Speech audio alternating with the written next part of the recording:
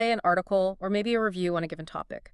Here, the word count is 100 to 160 words. The sources are very clear on what skills are assessed here. Can you organize your ideas logically? Can you express them clearly? Are you using the right kind of language and tone for the task? An email needs a different feel than an article, right? Hmm. And of course, demonstrating good control of grammar, vocabulary, and spelling, the fundamentals. So when you pull back and look at all four together, you've got emails, articles, giving talks, answering questions on the spot, understanding different viewpoints and conversations, analyzing how texts are put together. What really stands out, connecting it to the bigger picture, is that strong emphasis on practical, real-world communication.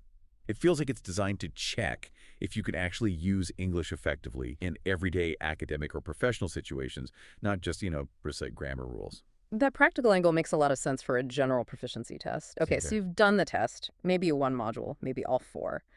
How does the scoring work? What do the results actually tell you? The OTE uses a point system from 0 up to 140 points for each individual module.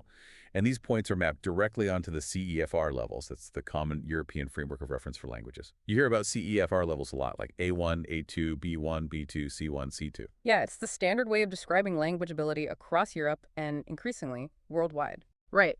So on this 140-point OTE scale, the sources break it down like this. 0 to 50 points is considered below A2. Basically, not quite at the basic user level yet. 51 to 80 points corresponds to CEFR level A2. That's your basic user, someone who can handle simple, routine tasks and direct exchanges of information.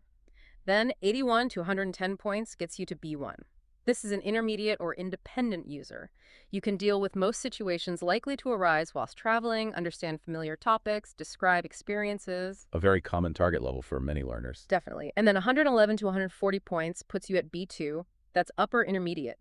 You can grasp the main ideas of complex texts, interact with native speakers fairly fluently and spontaneously, produce detailed text on a range of subjects, and remember that advanced version that pushes beyond B2 up into C1, which is proficient user territory using language flexibly for social, academic, and professional purposes. So it covers that crucial intermediate range really well, A2 to B2, with the option to go higher. Exactly. Now, getting your results, it varies. For reading and listening, because they're computer marked and adaptive, the score pops up almost immediately after you finish the module. Instant feedback, That's pretty satisfying. isn't it? But for speaking and writing, well, those need human examiners to assess them properly. So the sources say allow up to 5 working days to get those scores back. Still reasonably quick, though. 5 days is not bad at all compared to some waiting times. True. And when you do get your results, you receive a certificate. Crucially, you get a certificate showing your score and